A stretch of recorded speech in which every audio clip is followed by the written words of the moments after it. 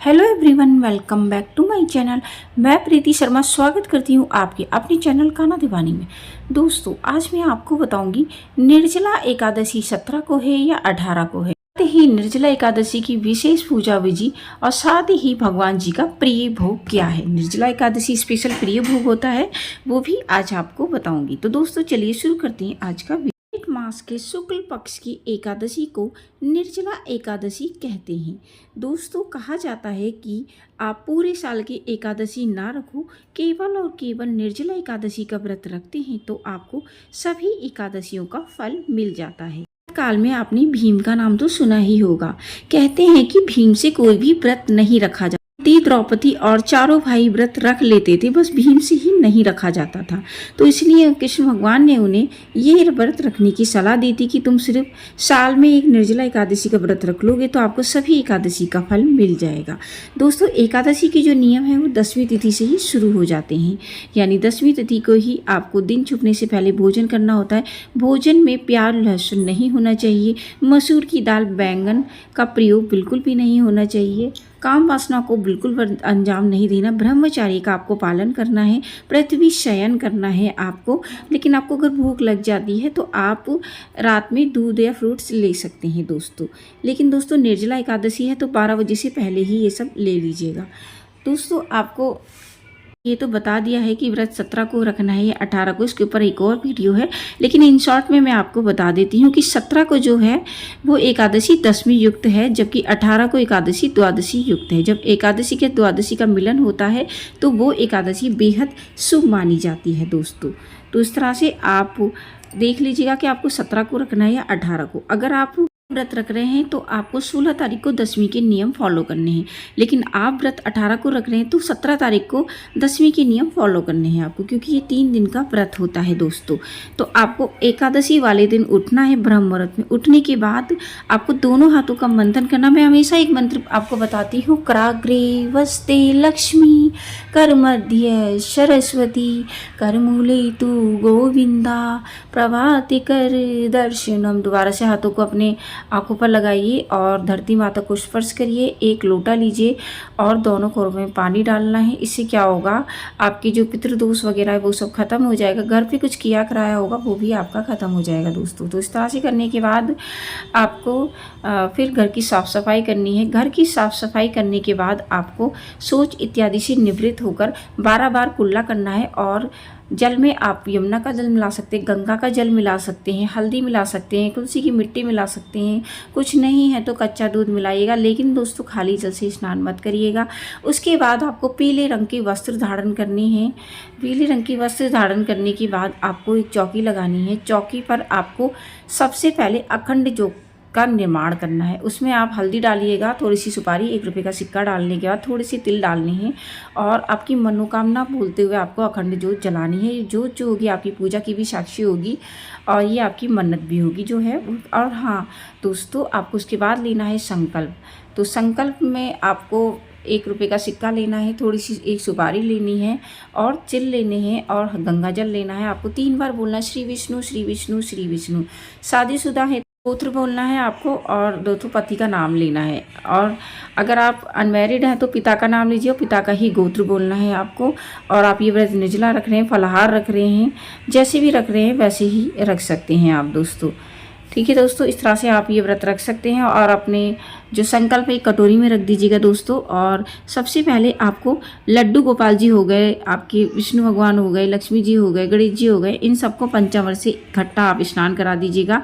लेकिन आपको पंचामृत लेना नहीं है। हमेशा कहती हूँ कि पंचामृत ले सकते, लेकिन क्योंकि ये निर्जला एकादशी का व्रत है आपको पंचामृत नहीं लेना है दोस्तों। उसके बाद सभी को सुंदर सुंदर पीले रंग के कपड़े पहनाइए और सबसे पहले हम गणेश जी का पूजन करेंगे। स्नान हमने सबको साथ में करा दिया है। तो सबसे पहले गणेश जी को पीले रंग का टीका लगाइए, वस्त्र रूपी रक्षा सूत्र रूपी 2 कलावे चढ़ाइए। जनेऊ चढ़ाना चाहते हो तो पीले रंग का जनेऊ चढ़ाइए, मिठाई चढ़ाइए दोस्तों और फ्रूट्स भी चढ़ा सकते हैं आप, जो भी मौसमी फल आपको मिल जाते हैं दोस्तों। उसके बाद आपको जो विष्णु भगवान है उनकी फ़ोटो है तो वस्त्र रूपी रक्षा सूत्र रूपी 2 कलावे चढ़ाइए। लड्डू गोपाल जी को पीले रंग के सुंदर सुंदर वस्त्र पहनाइए और सुंदर सा उनका श्रृंगार करिए। संकल्प आपने लिया था उस कटोरी को लड्डू गोपाल जी के चरणों में रख दीजिएगा दोस्तों। ठीक है दोस्तों, इस तरह से आप ये कर सकते हैं। अच्छा, अब आपको है कि व्रत आपको 17 को रखना है 18 को, तो दोस्तों अगर आप दोनों दिन व्रत रख सकते हैं तो बहुत ही ज़्यादा अच्छा है। आपकी सामर्थ्य है तो आप दोनों दिन व्रत रख सकती है। आप एक काम कर सकते हैं कि 17 को फलाहार का व्रत रख सकते हैं और 18 को निर्जला का व्रत भी रख सकते हैं। तो दोस्तों ये भी मैंने आपका कन्फ्यूजन दूर कर दिया है। उसके बाद एक आप दिया जलाइए, जो कि एक तो आपका अखंड जल रहा है, एक और दिया जलाइए दोस्तों।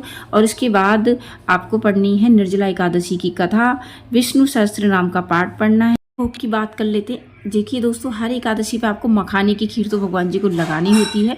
हर बार आप लगाते हैं, आप प्रसाद के रूप में ले लेते हैं। निर्जला एकादशी को आपको नहीं लेनी है, या तो आप रख सकते हैं, अगले दिन ले सकते हैं।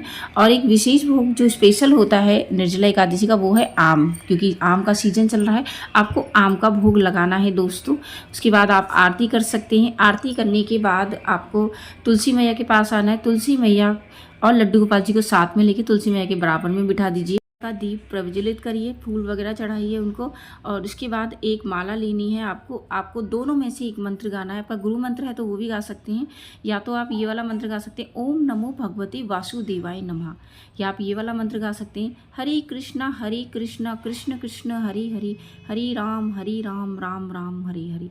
ये करते हुए आपको एक माला पूरी परिक्रमा करनी है। आपको आपकी गोवर्धन की परिक्रमा भी हो जाएगी, एक तरह से लड्डू गोपाल आपने रख दिए हैं, और लड्डू गोपाल जी की भी हो जाएगी, तुलसी मैया की भी हो जाएगी दोस्तों। उसके बाद आपको वहीं पर बैठकर 16 माला का जाप करना है, जो भी आपका गुरु मंत्र होगा, या महामंत्र हरि कृष्णा का भी आप जाप कर सकते हैं दोस्तों। तो इस तरह से करने के बाद आप नीचे आ जाइएगा दोस्तों। उसके बाद क्योंकि निर्जला एकादशी का व्रत है, आपको उसको लेना नहीं है आपको, तो शाम तक आप पूरे दिन विष्णु सहस्त्र नाम का पाठ सुन सकते हैं, या फिर आप नरसिंह कवच सुन सकते हैं। दोस्तों इस तरह से पूरा दिन आपको भगवान की पूजा में ही व्यतीत करना है। किसी से फ़ोन पे मत बात करिएगा जिससे आपके मुँह से चुगली ना निकले, क्योंकि इसमें निंदा करने का बहुत बड़ा दोष लगता है। आपने इतनी मेहनत से व्रत रखा है, तो ये गलती बिल्कुल मत करिएगा दोस्तों। ठीक है दोस्तों, फिर आपको क्या करना है, जब दिन छुप जाएगा तो शाम को मुख्य द्वार पर 2 दिए जलाने हैं। एक दिया आपको तुलसी मैया पे जलाना है, और एक दिया आकाश मंडल पर दान करना है, और एक दिया आपका मंदिर में जल ही रहा है, एक और दिया जलाकर भगवान जी की आरती करनी है आपको। और दोस्तों हो सके तो आपको 12 बजे तक इसमें रात्रि जागरण करना है। वैसे तो पूरी रात का होता है, लेकिन 12 बजे तक तो ज़रूर करेगा। उसके बाद आपकी जो अखंड ज्योत है वो आपके एब्सेंट में जलेगी दोस्तों। ठीक है, नेक्स्ट डे यानी कि आपका जो पारण है वो 19 तारीख को होगा। तो 19 तारीख को आपको जो पारण का समय बहुत कम मिल रहा है, यानी सुबह 6 बजे से 7:30 के बीच आपको पारण करना है दोस्तों। तो आप ये कर सकते हैं। मैंने आपको ये भी बता दिया कि व्रत 1 दिन रखना है या 2 दिन रखना है, आपके ऊपर निर्भर है टोटली कि आपको कौन सा व्रत रखना है, या दोनों रखने दोनों रख सकते हैं, या एक रखना है तो कोई सा भी रख सकते हैं। तो ये सब करने के बाद आपको दैनिक कार्य से निवृत्त होकर, सुबह के जो दैनिक कार्य होते हैं उसके बाद आपको स्नान करना है। स्नान के जल में कुछ ना कुछ जरूर डाल दीजिएगा। उसके बाद लड्डू गोपाल जी को पंचामृत तुलसी पत्ता डाल के स्नान कराना है, वो आप एक साइड रख दीजिएगा। आज के दिन आप पोहा बना सकते हैं, खिचड़ी बना सकते हैं, या आप चावलों की खीर बना सकते हैं, मतलब चावल का ही कुछ आपको बनाना है। उसके बाद आपको भगवान जी को भोग लगा दीजिए, जो भी आपने बनाया है स्नान कराने के बाद भोग लगा दीजिएगा। उसके बाद आपको किसी ब्राह्मण को बुलाना है, तो ब्राह्मण को आप घर पर बुला सकते हैं। जो भी आपने बनाया वो बनाइएगा, बाकी जो चावल की चीज़ें वो ज़रूर आप उनको खिलाइएगा दोस्तों। तो पारण का समय आपको मैंने यहाँ पे भी मेंशन कर दिया है, जिससे आपको दिक्कत ना हो दोस्तों। तो इसी बीच आप पारण करिएगा। और उसके बाद कोई नहीं आना चाहता है तो आप सूखा भोजन मंदिर में भिजवा सकते हैं, वो भी नहीं लेना चाहते हैं तो पैसे भी आप मंदिर में भिजवा सकते हैं दोस्तों। तो इस तरह से भगवान जी को भोग लगाने के बाद, ब्राह्मण भोग निकालने के बाद दक्षिणा जरूर दे दीजिएगा उनको, और उसके बाद आप पारण कर सकते हैं। सबसे पहले जो पंचामृत आपने भगवान जी को रखा है, तुलसी पत्ता खा के पंचामृत करना। जो आपने लड्डू गोपाल जी को भोग लगाया है चावल की खीर का, या पोहे का, या पुलाव का, वो खाकर आपको पारण करना है दोस्तों। तो इस तरह से आप पारण कर सकते हैं। आई होप कि आपको ये वीडियो बेहद पसंद आया होगा। यदि वीडियो पसंद आया हो तो वीडियो को लाइक शेयर करिएगा। चैनल पर नए हैं तो चैनल को सब्सक्राइब करना बिल्कुल ना भूलें दोस्तों। मैं मिलती हूँ न्यू वीडियो में न्यू टॉपिक के साथ। तब तक के लिए हरे कृष्णा, राधे राधे फ्रेंड।